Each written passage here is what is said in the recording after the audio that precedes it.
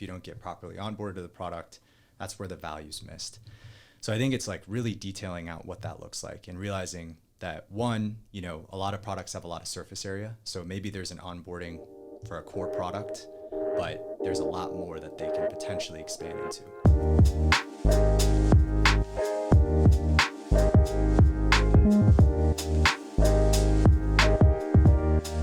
Welcome to the Lean Scale podcast, where we talk about everything RevOps. Thank you for listening.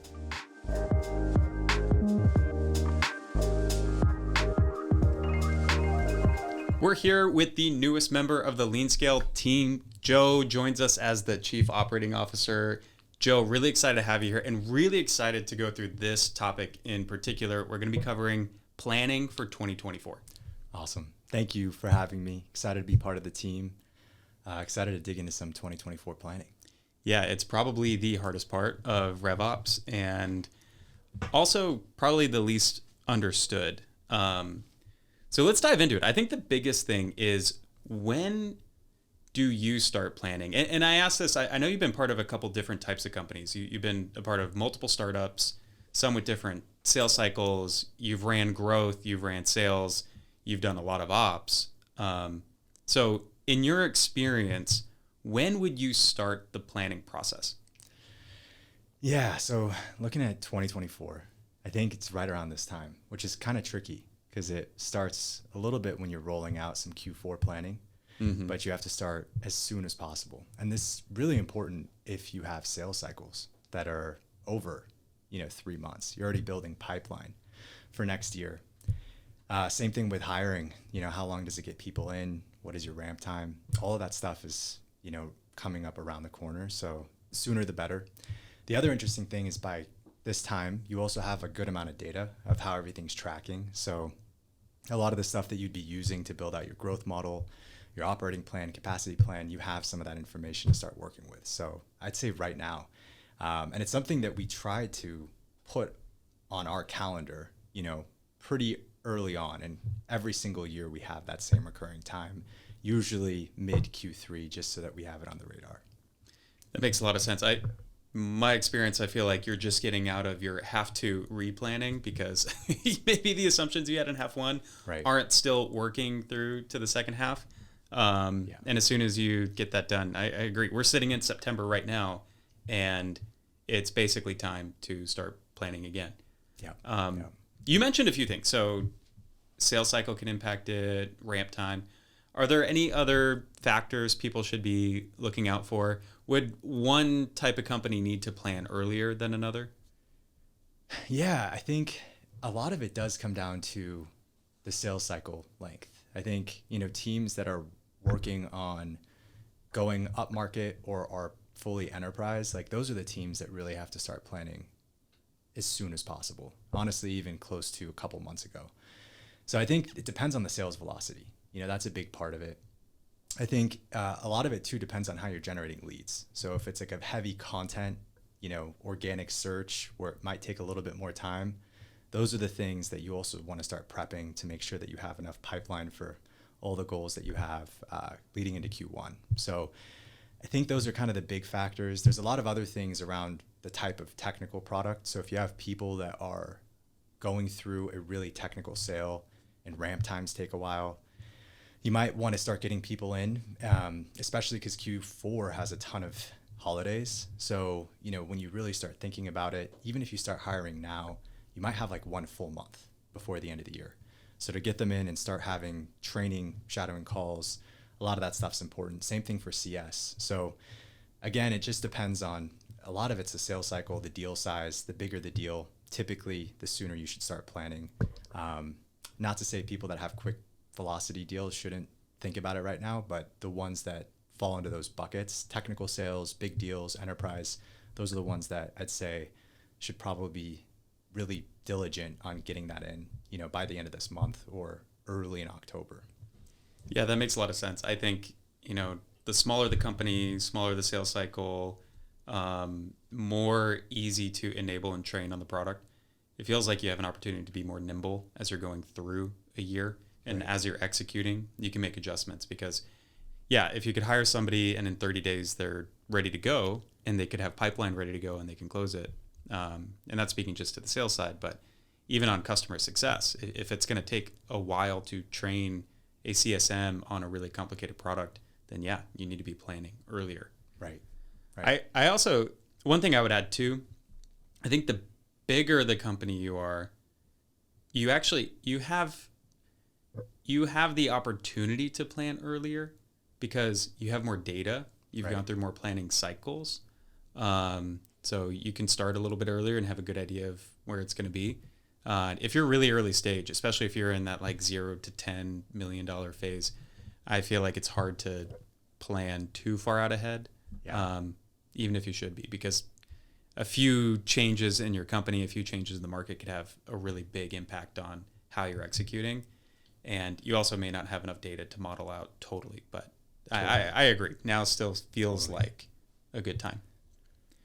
So at Lean Scale, we usually call the go-to-market portion of your overall company operating plan a growth model.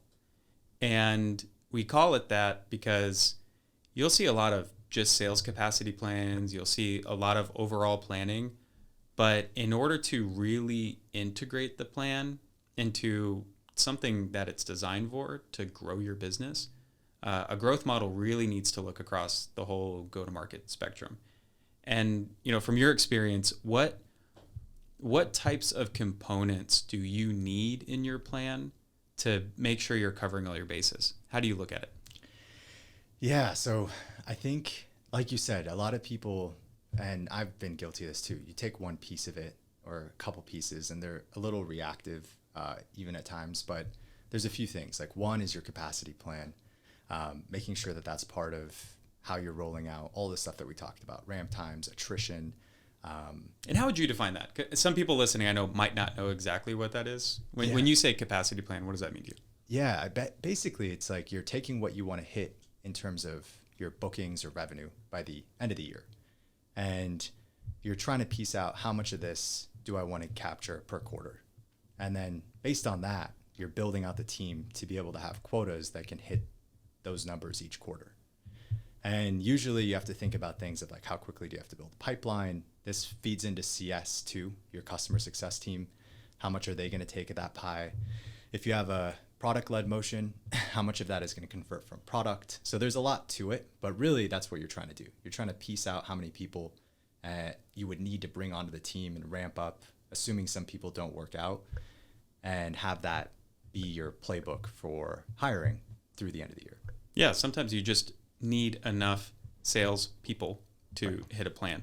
Right. You can't expect somebody to carry a $10 million, $20 million target for most companies. Yeah. That's a great point too, because some teams rely heavily on hiring a lot of people with huge quotas. It has to be realistic too, because you might go through that effort and say like, we have to 4x our sales team and our CS team to be able to hit this number. And that's a really hard thing to do from a hiring standpoint. Even getting talent in is really difficult. Like, do you have the team to do that? All of those things help make it seem realistic or not. So it's really good to do early on and just kind of sees like, how much are we going to have to do to actually execute on this in terms of headcount. So yeah, there's a lot to that single part of the growth model. Yep. Yeah. So you have your capacity plan. What components do you need to make sure bolt onto that? Yeah. So another, piece of that is really trying to figure out your, I think outside of headcount, you're also trying to figure out things like your pipeline build. So you're trying to build out your marketing plan and you're trying to understand, okay, same concept. If we're going to hit these numbers throughout the year, each quarter, how much do I have to actually build in terms of pipeline to be able to go and hit those goals? So that one gets a little bit tricky because you also have to think about the sales cycle length, same stuff we talked about earlier. So you're usually kind of working a quarter behind. If you have a 90-day sales cycle, even 30 days, you're always building for the next quarter. So that's also where things get really tricky because same gotchas in terms of headcount go into budget for marketing. If you have to build that much pipeline, how much is that going to cost based on all of the channels that you're trying to execute on? And I think that's another reality check as part of this and helps you figure out, okay, does this strategy make sense? Can we afford to do it? And that's going to be a big topic going into next year, trying to operate a little bit more lean. So that's another piece of it. Yeah, and I think something that a lot of people struggle with, a lot of companies we've worked with at least struggle with, is how to come up with what that pipeline goal is. And I think there's a lot of assumptions in it. Right. A good mathematical way to do it is look at your sales qualified lead to closed, or sales qualified opportunity, however you use the nomenclature, to close one. What is that conversion rate?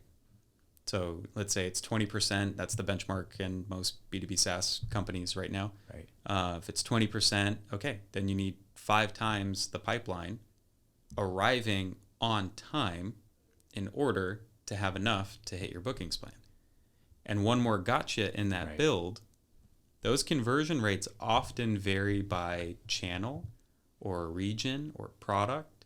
So segmenting those conversion rates will give you the opportunity to know, okay, from our organic, we need to be able to drive X amount because those are maybe higher quality leads, organic content, they come inbound. Right. Now our sales outbound or SDR outbound motions, maybe they don't convert as high because you're reaching out to people cold. So you may need a higher pipeline build target for that channel versus another.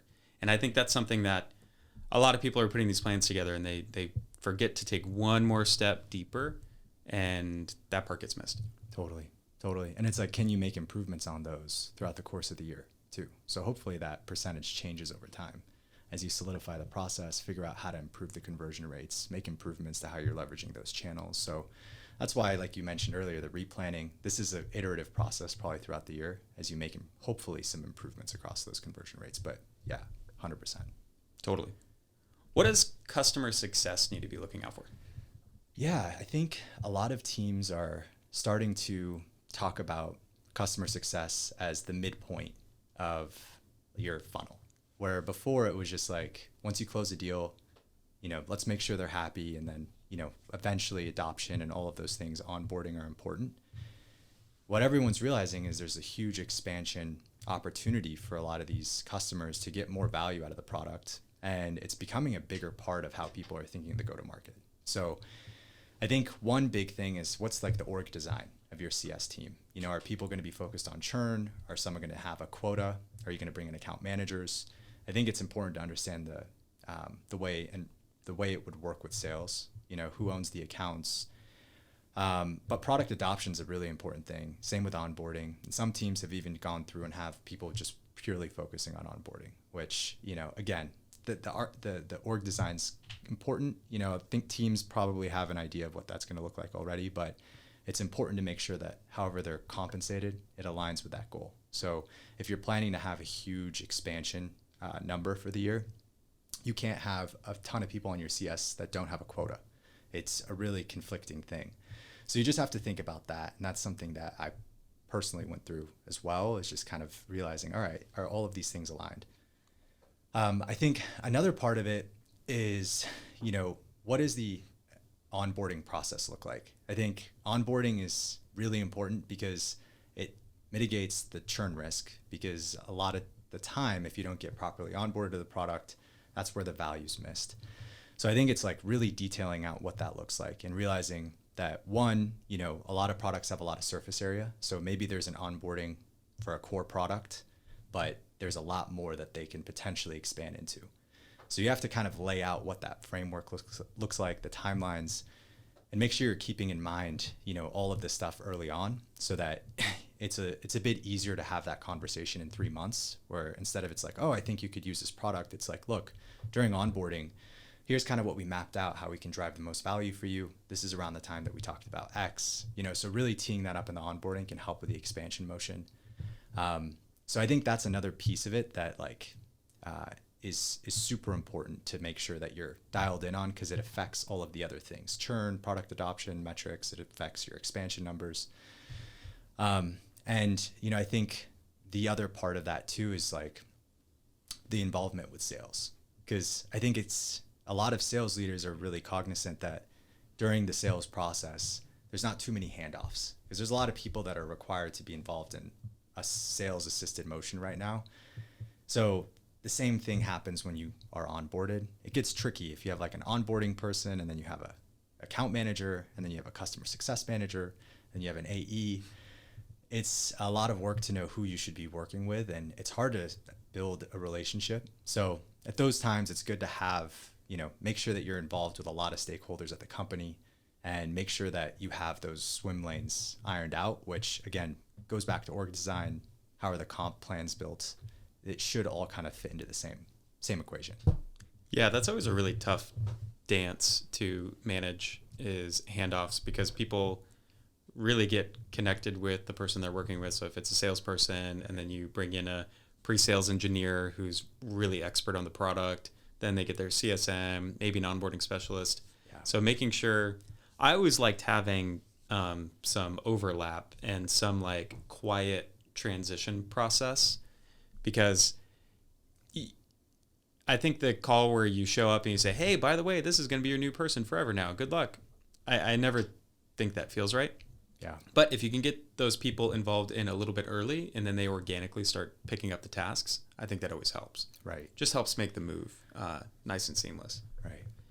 I'm really happy that you broke it out between the different groups. Like if you're an onboarding CSM versus an account manager type of CSM, maybe you have some escalation points as well.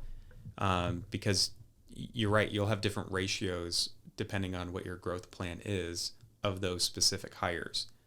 And the one benefit customer success does have in the planning process is it is a lagging indicator. So you can watch your bookings plan and see, are we hitting our target? So right. You may have had hires slated out for later in the year, but if you're not hitting your plan, you can reduce that headcount and you probably still have time to make adjustments. Or if your plan's accelerating, then you have time to build it into. Yeah, exactly. That's a great point. Same goes with support. If you're also managing that as part of the CS function, a lot of those are lagging, headcount. So you don't have to always do it if you're not hitting your bookings plan. So yeah, it's a great point. One thing I've found can be difficult, and I'm curious how you've managed with your teams in the past, the planning process itself. Okay, we kick off in September. Everybody gets in a room. We have an idea of what we want to do. What happens after that? And when do you finalize it? And what are the steps in between that you would typically take or you'd recommend people would take? Yeah, I think it's a good question. I mean, I'd say depending on your size, you brought this up earlier, which I think is important. If you're a company that's pretty early stage, some of this might even feel like overly formal and just like, we don't have the data to do this. So I'll make that just something to mention, because it could be a little heavy-handed, but it's still worth doing. I think for them, just make assumptions. Right, exactly. Assumptions 100%, and see what is out in the market so that they can build out the same, growth model. But I think it starts, a lot of it starts with a lot of it's getting the data from this last year. So the efforts that we do is like really figuring out like, what is our conversion rate from MQL to SQL, SQL to close, understand what bookings we had, what the rep attainment was. I mean, there's just countless amount of data that you want to capture so you can build those into the assumptions. So I'd say that's like an obvious one, but start off doing that. Also make sure that the data is like complete, because what happens sometimes is you're just like you may not have the right information. So you never do. Yeah. So that's probably like one of the biggest gaps, is like making sure that you actually have the right info in there to make those decisions. I think after that, it's really trying to understand, all right, what's our booking plan for next year? Like, what are we trying to end for this next year? And then it's really just like building out all of the stuff that we talked about, the capacity model, building out everything for your sales org, your CS org, your marketing org, and understanding how all of those roll up into that quarterly numbers and the annual number. And I think that's a part where teams might do it a little bit differently depending on the type of business they are, the type of product that they have. But I think that, across the board, it's really just anchoring in on that bookings number and trying to reverse engineer everything based on the conversions for each stage, based on the targets, based on the quotas for each rep. And a lot of it requires like, who's going to own this full number? Is it fully sales led? Are we going to have the CS team own some of the expansion numbers? What's our churn? How much are we expecting from that? And usually building out dynamic models where you can adjust some of those things too, so that you can kind of play with the numbers, because it's really hard to just say, all right, it's going to stay the same for the next year. What if it doesn't? What if it gets better? So I think really trying to get a foundation of where you're at and then modeling out, a lot of those things. And I could go deep into those, but I think we could probably do like a whole episode on what this really looks like. I think the other part too is what's product's involvement in this. I think a lot of the time teams might have gone through the process of engaging customers or potential customers in the past, but they didn't work out or churned customers. So understanding and really aligning with the product on their rollout and, opportunities that they can quantify of how much pipeline or opportunities were lost because of X feature or what new opportunities are out there. It's really important. So I think the alignment between your technical teams, your product teams, even if it's not a technical product, just what are you going to be launching next year that could drive revenue? And how can you rally everything around that so that you're in a good position to have a successful launch? The other part to this, and last thing I'll say that's kind of outside of just getting the numbers right, aligning with product, is I think they're, for teams that have a product with multiple modules or multiple ways that you can use their product, like a platform. It's not a single product. There's expansion opportunities. I think a helpful task is just looking at your adoption metrics across the board to help drive some of those decisions, because sometimes it's not enough just to look at the close loss and opportunities. There's also potentially a lot of insight you can drive from current product adoption and also map that into the models and say, okay, if we were to drive X adoption on these features, this could take away from that net booking. So I think that's the type of stuff that, is helpful to consider in addition to it. But like I said, there's so much to dig into on just building out like the operating plan and building out the capacity plan that always just is driving back to what's the number at the end of the year and how are we going to hit that each quarter. Yeah, I like using the booking number as an anchor point to reverse engineer from, because everything's tied to it. Like when you say how much revenue do we want to make? Well, it's tied to the bookings. Well, yeah. What ARR number do we want to exit at? It's tied to the bookings. A lot of other factors too, but that really drives the plan. And I think something that's important for leadership within companies to give an orientation to for the company as well is, what are the strategic goals and what's the strategic guidance? We have a lot of companies a couple of years ago, most of them are pretty much growth at all cost, because if you're looking at, a lot of companies look at Rule of 40 to understand like the difference between their growth rate and their profitability. And if you're staying at that Rule of 40, are you indexing towards running efficiently, or are you indexing towards growth? Right. A few years ago, most companies would be indexing towards growth. But now, same Rule of 40 range, you may actually get a higher multiple if you are indexed towards efficiency and showing profitability. So understanding that and then having that level of guidance, and what are you marching towards? Are you trying to raise money? Are you trying to get acquired? Are you marching towards an IPO? Are you trying to run efficient and get profits out of the business? Like, what are you trying to do? Right. And taking that and then orienting your growth model around that is also really important too. So top-down guidance, some bottom-up support of that guidance, and then dancing back and forth a couple times should give you a pretty well-rounded plan that can help you meet the strategic goals your business has. Right. Yeah.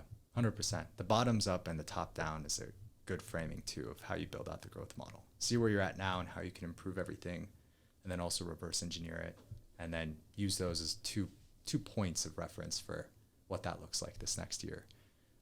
And same with margins. Just quickly on that, I think that's going to be a huge thing. Profitability, it's a lot bigger of a discussion than I think it has been. It's been really bookings focused and top line focused. So I think we'll see a lot of that next year. Yeah, absolutely. Well, let's go ahead and wrap this one up. Joe, this is great. I know planning is such a deep topic. We could go on it forever probably, but We're in September right now. If you haven't sat down to start your plan, now is the time to do it. You probably should have started yesterday, but better late than never. So go ahead and get running. Do a nice mix of top-down and bottom-up interactions with the team. And when you're looking at your growth model, make sure it's not just indexed on one component. You really need to look across the entire go-to-market team and including product into that as well. Get a good sales capacity plan, a marketing plan that creates the pipeline you need to hit that capacity plan, a CS plan that can support all of the growth that you're planning, and then also make sure that you're launching products that are creating more value and ensuring that it's supporting the plan overall. So for those of you sitting down to do 2024 planning, we're wishing you the best of luck. We're hoping for an amazing year of growth and prosperity, and we hope to see all of your success. Awesome. Thanks again, Anthony. This was great. Thank you for listening to this episode. If you liked the discussion, please like, share, and subscribe to wherever you listen to podcasts so you never miss a new episode.